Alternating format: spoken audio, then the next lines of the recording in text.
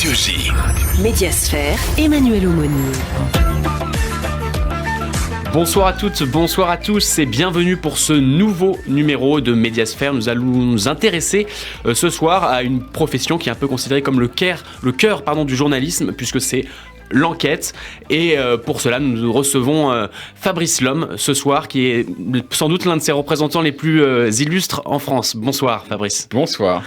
Vous allez nous parler de ce que c'est justement votre métier, comment on le pratique, quels sont les risques, les embûches, quelles sont aussi les joies de ce métier, pourquoi est-ce que depuis 30 ans maintenant vous continuez à le pratiquer et à sortir aussi autant d'affaires.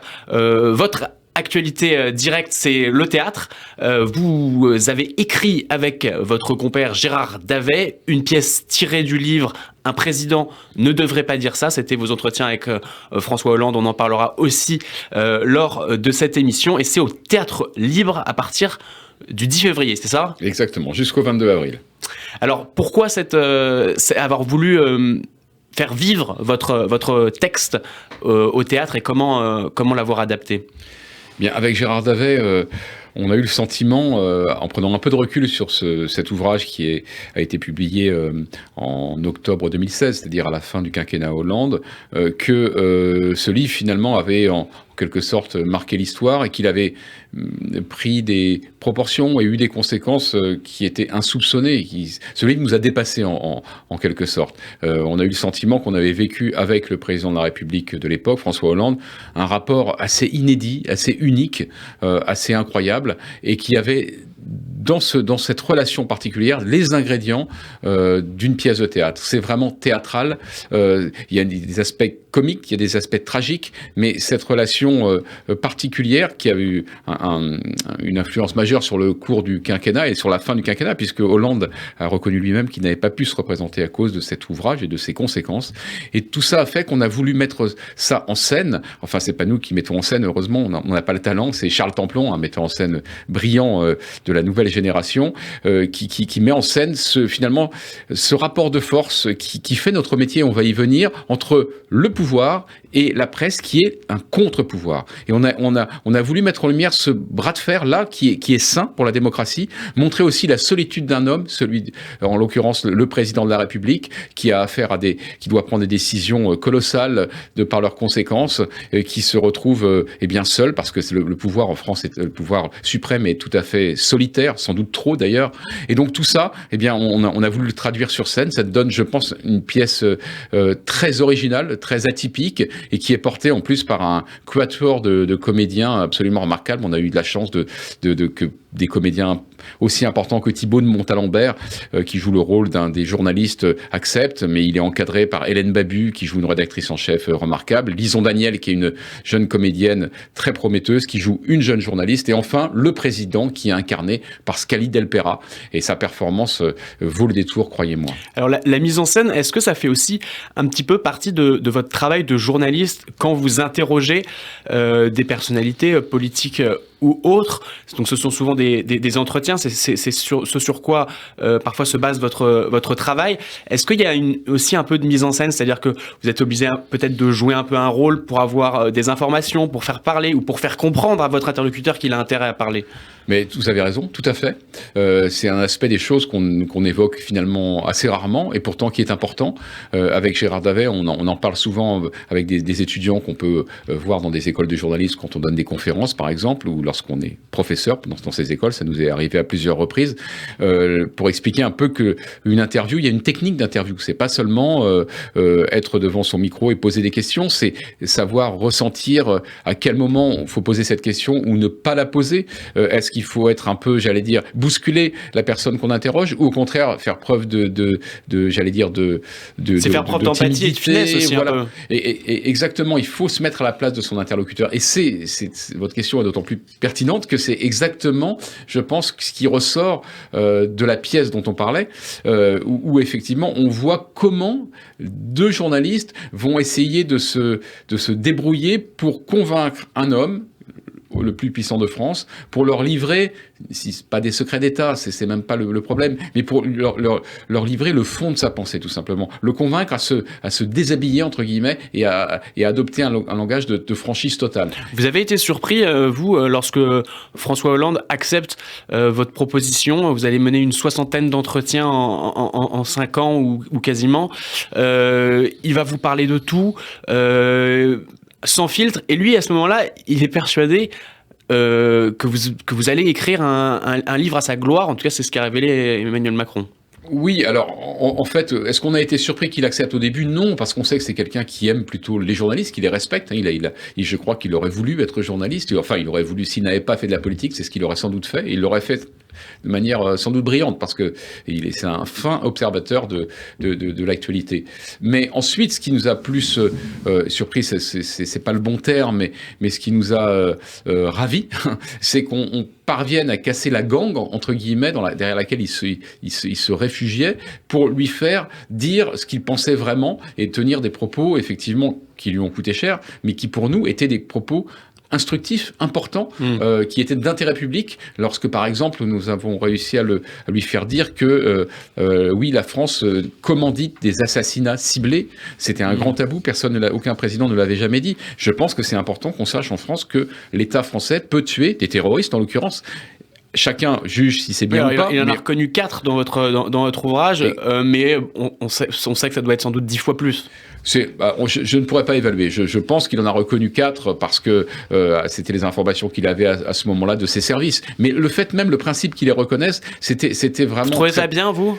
D'autres vont dire que ça met quand même en danger peut-être cette espèce de stature du président de la République, que ça en fait de lui un criminel. D'accord, mais ça ne mettait en danger aucun agent en tous les cas.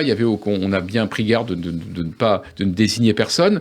Mais encore une fois, je pense que c'est d'intérêt public de savoir ce que fait l'État en notre nom.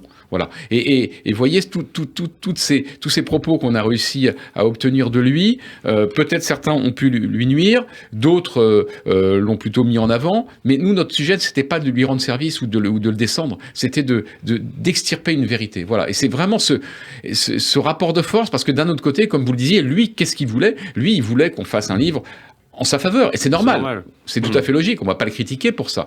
Et donc, c'est cet affrontement loyal et démocratique entre un pouvoir qui cherche à se mettre en avant, c'est normal, et un contre-pouvoir qui n'a pas les mêmes intérêts, qui veut, lui, trouver la vérité. Et pour rester sur cette thématique du secret d'État, vous pensez que tous les secrets d'État ou quasi doivent être divulgués et que c'est bon pour la démocratie ? Non, pas du tout. Je pense que le secret est nécessaire dans une démocratie qui se respecte. Il n'y a pas que les secrets d'État. Il y a des secrets qui relèvent par exemple de la vie privée qui doivent être conservés, même si malheureusement on voit qu'ils sont comme atteints et même plus qu'atteints par les réseaux sociaux, par ce qu'on peut trouver sur Internet, par des technologies modernes qui permettent de filmer tout, d'espionner, etc. Donc tout ça, il faut être vigilant là-dessus. Mais s'agissant des secrets d'État, tous les secrets ne sont pas bons à dire. Et moi, journaliste, c'est pas moi président, mais moi, journaliste, je pense que mon rôle est de révéler certains secrets qui ne devraient pas l'être, tout simplement. D'accord. Dans l'un de vos entretiens, François Hollande parle de la justice française comme, entre guillemets, une institution de lâcheté. Il déclare que, toujours entre guillemets, chez ses procureurs, tous ces procureurs, tous ces magistrats, on se planque, on joue les vertueux, on n'aime pas le politique. Alors ça lui a coûté cher, il a dû s'excuser après cette déclaration. Mais vous qui avez une grande expérience autant des magistrats que des politiques, est-ce que vous êtes d'accord avec lui ? Alors, disons que son jugement était sans doute trop tranché et que ça lui a coûté pour ça, parce que ça a suscité un tollé. Mais pour autant, il exprimait une conviction qui est assez partagée chez tous les hommes politiques déjà. Donc c'était un élan de sincérité.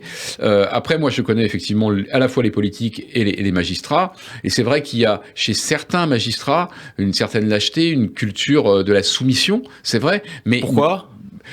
C'est historique, on va dire, notamment le fait que il y a un lien très fort, hiérarchique même, entre la plupart des magistrats et l'autorité politique, ce qui est assez malsain, ce qui est régulièrement dénoncé par des institutions européennes, notamment sur le fait qu'il y a ce lien incestueux entre le parquet, donc l'organe de poursuite, et le pouvoir politique. Ça, c'est gênant. Et ça, on a toujours eu ça en France. Donc, d'un autre côté, il faut mettre en regard ces comportements parfois lâches, avec le courage de certains juges, et notamment les juges indépendants, par exemple les juges d'instruction, qui, alors là encore, on ne peut pas faire de généralité, il y a des mauvais juges d'instruction, il y en a des très bons, etc., mais il y a quand même une série de juges d'instruction qui n'ont pas eu peur de s'en prendre justement au pouvoir politique, quitte à ce que ça nuise à leur carrière. Donc on ne peut pas faire de généralité, en tout cas j'en tire cela de mon expérience, de ma connaissance des réseaux judiciaires. Votre expérience, justement, elle est grande, elle est vaste, vous avez couvert et sorti aussi un certain nombre d'affaires et d'enquêtes. Alors, vous avez commencé dans des radios locales, après vous avez travaillé un peu à l'Express, un peu à France Soir, un bon moment quand même aux Parisiens aussi, un peu à Mediapart, et puis l'essentiel de votre carrière, c'est au Monde. Quelle est l'affaire qui vous a le plus marqué, ou celle peut-être que vous avez trouvé le plus complexe? Est-ce qu'il y en a une qui vous a particulièrement marqué? C'est sûr que c'est difficile de résumer des centaines d'enquêtes en une seule. Il y en a une pour laquelle j'ai une petite faiblesse, j'allais dire, c'est l'enquête qu'on a menée avec Gérard Davet sur Patrick Balkany et plus généralement sur le clan des Hauts-de-Seine, qui a débouché sur un livre qui s'appelle French Corruption, qui a, je crois, désormais 10 ans. Et en fait, c'est une enquête exemplaire à nos yeux, parce que nous avons réussi à trouver ce que la police et la justice, pendant des années, voire des décennies, n'avaient pas réussi ou pas voulu trouver, à savoir les avoirs occultes des Balkany à l'étranger. Et ça, on l'a fait en expertisant Pourquoi vous dites ne pas avoir voulu trouver? Qu'est-ce qui vous fait penser qu'ils n'ont pas... Parce qu'il y avait eu notamment une enquête judiciaire menée pendant longtemps, pendant des années, jusque dans les années 2000, et une enquête judiciaire qui n'avait pas débouché sur la mise en cause de Patrick Balkany. Or, nous, ce qu'on a fait, c'est qu'on a repris tout le dossier judiciaire qui avait été jugé, qui était une affaire qui était terminée. Lui avait été mis hors de cause. Des protagonistes des Hauts-de-Seine avaient été condamnés pour d'histoires de marché truqué, etc. On a repris tout le dossier. Et en fait, on a fait un travail, j'allais dire, de détective ou de policier ou d'enquêteur, et en expertisant certains procès-verbaux, il y en avait des dizaines de milliers. Ça nous a pris beaucoup de temps. Comment vous expliquez plus largement, au-delà de cette affaire Balkany, qu'énormément d'enquêtes soient sorties par des journalistes? Est-ce que c'est que les policiers font mal leur travail, ou est-ce que c'est que les journalistes le font très très bien? Ça dépend des cas. Là, en l'occurrence, pour terminer sur cette histoire, nous avions finalement vu que dans le dossier, il y avait en quelque sorte des preuves qu'il suffisait de suivre pour aller au compte de Balkany. Et honnêtement, ça ne peut pas être de l'incompétence. C'était qu'il y avait sans doute une volonté politique de ne pas aller au bout de cette affaire. Donc là, c'est les journalistes que nous sommes, Gérard Davet et moi, qui avions pris le relais, et ça, c'est concrétisé par un nouveau procès, où on sait, finalement, Balkany a été même en prison, etc., et condamné.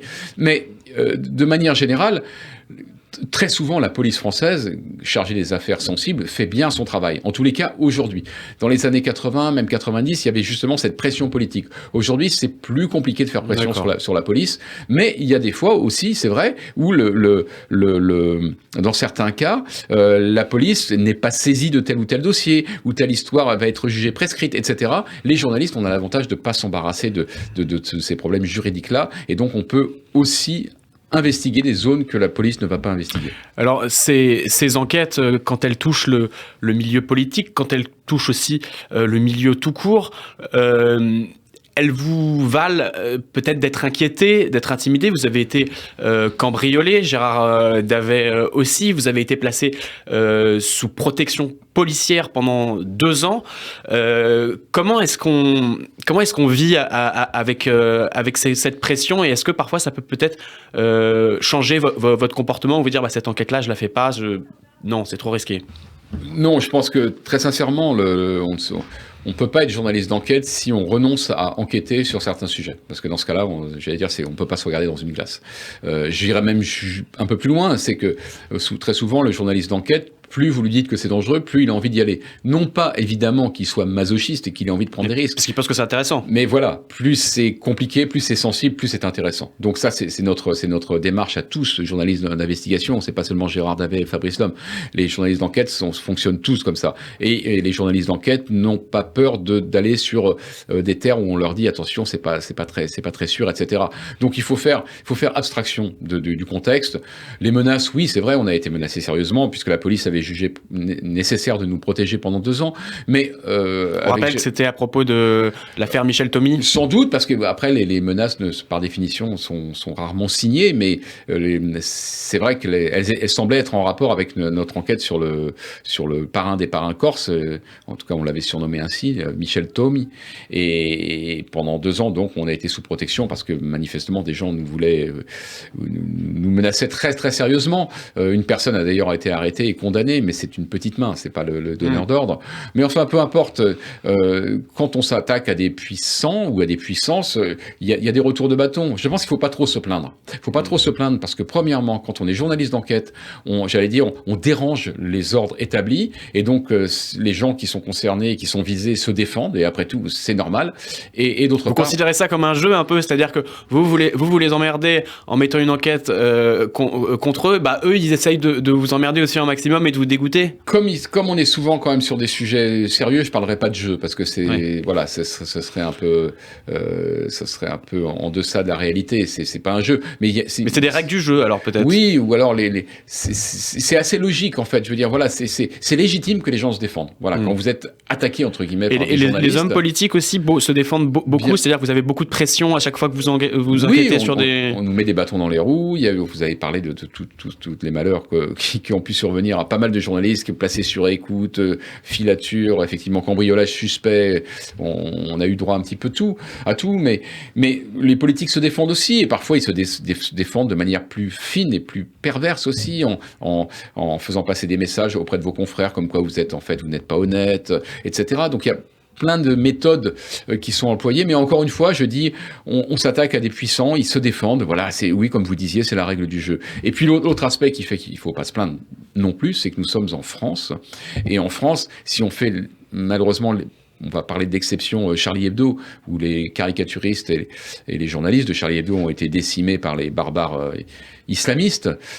Si on fait exception de ce triste exemple, globalement, en France, on n'assassine pas les journalistes. Voilà, il y a pas de cas de. Voilà, on peut les embêter, on peut leur faire des procès, des droits de réponse, les insulter, les menacer, etc. Mais pour l'instant, ils touchons du bois pourvu que ça dure. Mais nous sommes plutôt épargnés par rapport à tant d'autres pays dans le monde où les journalistes sont en danger de mort en permanence. On parlait tout à l'heure de la porosité peut-être un peu entre les magistrats, les politiques. Il y a aussi la porosité entre les magistrats et les journalistes. Comment est-ce que vous expliquez qu'il y ait autant d'informations judiciaires confidentielles qui se retrouvent entre vos mains, qui se retrouvent entre les mains d'autres journalistes, et que le secret, justement on parlait de secret d'État, mais là le secret de la justice soit si facilement rompu? Alors, il y a pas mal de raisons. D'abord, vous pointez, entre guillemets, les magistrats en parlant de fuite dans les dossiers judiciaires. Attention, les dossiers judiciaires, ils sont entre les mains de magistrats, mais ils sont aussi entre les mains de policiers, ils sont entre les mains de greffiers, oui. ils sont entre les mains vous avez l'instruction, vous avez le parquet, vous avez le ministère de la Justice, vous avez la direction des affaires criminelles et des grâces qui a connaissance de... Et vous avez les avocats. Donc, on pointe souvent les magistrats. Il arrive, moi je ne viole jamais le secret des sources, évidemment, mais je peux dire de manière générale, il arrive que des magistrats me communiquent des informations. Mais il m'arrive aussi que toutes les autres personnes que je viens de citer, ou toutes les autres corporations, le fassent aussi. Donc, il y a plein de sources possibles. Et pourquoi elles le font ? Parce que c'est dans leur intérêt ou parfois pour d'autres raisons ? Les deux. Souvent, oui, il peut y avoir un intérêt à cela. Et puis, d'autres fois, ça m'est arrivé qu'on me donne des informations et honnêtement, je me dise, mais je vois pas beaucoup l'intérêt de cette personne à le faire. Ça peut parce qu'il vous trouve sympathique, parce que vous avez écrit un article qui a plu à cette personne. Et voilà, ça s'arrête là. Ça peut être une source que vous connaissez depuis longtemps et pour vous rendre service, pour vous faire plaisir. Il y a plein de façons. Mais pour conclure sur le secret d'instruction, je rappelle que nous, les journalistes, n'y sommes pas tenus. On nous accuse souvent de « Ah, vous violez le secret d'instruction ». On ne viole rien du tout. Nous n'y sommes pas soumis. Donc, moi, je pense que le secret d'instruction, pour une grande partie, pourrait être supprimé, parce qu'en fait, c'est une imposture, puisqu'il y a tellement de façons de le contourner qu'il n'a plus beaucoup de sens. Concernant les relations toujours que vous entretenez avec les hommes politiques, mais avec peut-être les magistrats aussi ou les policiers, est-ce que vous vous interdisez de devenir amis avec un politique, un magistrat ou un homme politique, ou pas du tout? Comment est-ce que vous fonctionnez? C'est une question importante. Je pense que chaque journaliste a sa réponse. Je connais des journalistes qui sympathisent jusqu'au bout avec leurs sources, ces sources qui deviennent des amis. Avec Gérard, on essaie d'être sur un entre-deux, c'est-à-dire il y a vraiment des sources avec qui on a vraiment un lien fort, mais on essaie toujours de garder un peu de distance. Et c'est vrai aussi pour la relation avec un homme ou une femme politique. Il y a des hommes ou des femmes politiques, quelles que soient leurs étiquettes d'ailleurs, avec lesquels on peut avoir vraiment des rapports de proximité, parce qu'on dîne avec ces personnes, parce qu'on les aime bien, tout simplement, au-delà même de leurs préférences partisanes. Mais on fait toujours attention, parce qu'on se dit qu'à un moment, on sera peut-être amené à écrire des choses qui pourraient les gêner. Donc on ne peut pas aller trop loin. Et là encore, je pense que c'est bien montré dans la pièce, de la pièce de théâtre, ce rapport un peu particulier entre le journaliste et le politique, c'est un peu « je t'aime moi non plus », quoi. Sur le fait que vous soyez en duo, vous fonctionnez un peu en duo avec Gérard Davet, comment s'est passée votre rencontre et pourquoi vous avez continué à travailler avec lui? C'est-à-dire que vous pensez que vous êtes plus efficace à deux que seul? Oui, de manière générale, je pense qu'on est plus efficace à deux, surtout dans l'enquête. Voilà, ne serait-ce que parce que lorsque vous êtes deux, il y en a toujours un qui se fera l'avocat du diable et qui vous permettra de vous confronter, de revenir remettre en question à une réalité, s'il y en a un qui s'emballe, par exemple, etc. Donc, je pense que... Puis on est plus fort quand on se fait attaquer. Donc, deux, je pense que c'est bien en enquête. Gérard, je l'ai rencontré en 89 quand je suis arrivé au Parisien. Il venait d'y arriver lui aussi. On a sympathisé. C'est d'abord une histoire d'amitié entre nous. Avant qu'on travaille ensemble, parce qu'on n'était pas dans les mêmes rubriques. Moi, j'ai très vite fait de l'enquête, etc. Lui était plus dans le reportage ou le grand reportage. Mais on était d'abord amis. Et ensuite, il se trouve que, je l'ai un peu entraîné sur mon terrain, c'est-à-dire mon terrain de l'enquête. Il a trouvé ça amusant et plus que ça, mais excitant. Et on a formé notre duo. On l'a vraiment formé au monde, et ça fait une 20aine d'années de cela, et depuis on ne s'est plus jamais séparés. Sur votre mode de fonctionnement quand vous interviewez un interlocuteur, par exemple comme François Hollande, vous êtes deux. Est-ce que j'imagine que c'est pas le cas pour le reste peut-être des interlocuteurs. Comment est-ce que vous fonctionnez? Comment est-ce que vous répartissez le travail? Est-ce qu'il y en a un qui est plus axé sur quelque chose et l'autre sur une autre? Alors c'est amusant que vous posiez cette question, parce que pour le coup là je vous renvoie vraiment, et j'espère que vous pourrez venir la voir à la pièce de théâtre, parce que ça fait partie de ce qu'on a voulu créer, en créant deux personnages de journalistes qui ne sont pas Gérard et moi, mais en prenant un journaliste très expérimenté, un peu à l'ancienne, et une jeune journaliste, c'est donc jouée par Lison Daniel, plus branchée réseaux sociaux, etc. Et on a voulu aussi faire ça pour montrer de manière assez évidente, voire spectaculaire, que il y a différentes façons d'interviewer quelqu'un. Et on voit bien comment dans la pièce, Lison Daniel est peut-être plus insolente que Thibaut de Montalembert, qui lui est peut-être plus rassurant. Et en fait, c'est cet alliage qui fonctionne bien. Et parce que quand vous interviewez quelqu'un et que vous êtes deux, vous pouvez jouer sur deux registres. Et très souvent, d'ailleurs, avec Gérard, on s'est dit, tiens, pour interviewer telle personne, ce sera plutôt toi qui seras leader, parce que cette personne, on voit bien qu'elle est plus à l'aise avec toi. Ou d'autres fois, ça va être l'inverse. Donc, je pense qu'il y a une complémentarité et effectivement qu'il y a une répartition des rôles, sans qu'on se le dise auparavant, mais il y a une répartition des rôles lorsque vous êtes deux pour interviewer quelqu'un. Et voilà, il y en a toujours un qui va poser la question que l'autre n'a pas osé ou n'a pas pensé poser. Les personnes qui sont en face de vous, les personnalités politiques, souvent, comme par exemple dans votre dernier ouvrage, Le Traître et le Néant, qui est sorti en 2021, sur Emmanuel Macron, parfois on se demande un peu, à la lecture du livre, enfin en tout cas moi je me suis demandé beaucoup, pourquoi est-ce qu'ils ont accepté de discuter avec vous? Maintenant vous êtes quand même un peu connu, on sait un peu comment vous travaillez, on sait qu'en général vous ne mettez pas en valeur les personnes sur qui vous travaillez, et on se demande parfois, alors vous-même, vous esquissez un peu des réponses en disant peut-être que c'est par flatterie, parce qu'ils sont contents qu'on parle d'eux, ils sont contents d'être au centre, mais on sent aussi parfois chez vous me direz si je me trompe, presque une forme de mépris vers ces personnes en disant mais ils sont quand même un peu stupides d'accepter de parler avec nous. Ah non, pas du tout. Alors là, franchement, je ressens absolument pas ça. Non, pas du. Alors vraiment pas. Au contraire, moi c'est l'inverse. Moi, je les remercie de nous parler, ceux qui nous parlent, parce que ils acceptent de nous parler, et surtout parce que c'est pas tout. Vous en moquez aussi un petit peu. Ça dépend de ce qu'on dit. Non, je m'en moque pas, parce que souvent ce sont des gens qui prennent le risque de livrer une parole de vérité. Parce qu'en fait, c'est ça qu'on cherche, nous. On cherche rien d'autre que ça. On cherche la vérité. C'est très naïf, hein, mais c'est tout simplement notre rôle de journaliste. Et la vérité des faits, et aussi la vérité des gens, des hommes et des femmes, notamment qui font de la politique. Et donc, de ce point de vue-là, vous me dites, mais pourquoi il continue à vous parler ? D'abord, c'est pas parce que quelqu'un livre sa vérité qu'il se met en cause. Évidemment, les propos de Hollande lui sont venus dans la figure. Je peux pas le contester. C'était pas le but, mais de fait, ça lui a coûté une éventuelle réélection. Mais il y a plein d'autres cas d'hommes ou de femmes politiques que l'on fait parler dans nos livres. Nicolas Sarkozy aussi vous a reproché de... Oui, mais Nicolas Sarkozy, avec lui, c'est une longue histoire d'amour. D'amour et de haine, plus de haine, j'ai l'impression, de son côté. Moi, je n'en ai pas, mais en tous les cas, de colère, parce que oui, on a écrit des choses qui l'ont dérangé, mais il y avait de la matière, hein, manifestement, notamment sur toutes les affaires qui se sont succédées et dont on a révélé un certain nombre avec Gérard. On ne s'est quand même pas beaucoup trompé. Mais encore une fois, pour revenir et conclure là-dessus, la plupart des gens qui nous parlent, contrairement à ce qu'on pourrait penser, on ne les met pas en cause et ne le regrette pas. Et ce sont des gens qui acceptent de livrer une parole de vérité, et ils savent par ailleurs que notre honnêteté intellectuelle ne peut pas être mise en cause. Ainsi, lorsqu'on interviewe les gens, nous les enregistrons avec leur accord.